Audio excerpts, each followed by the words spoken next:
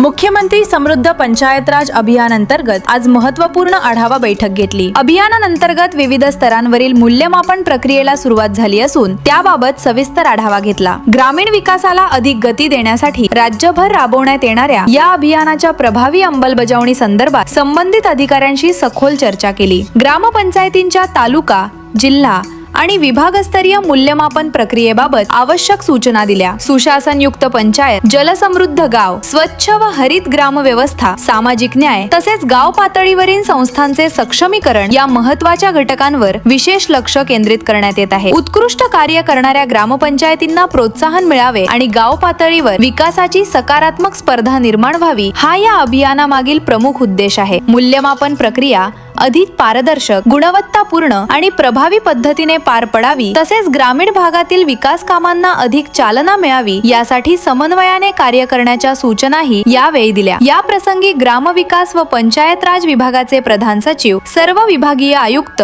सर्व जिल्ह्यांचे मुख्य कार्यकारी अधिकारी तसेच क्षेत्रीय अधिकारी उपस्थित होते।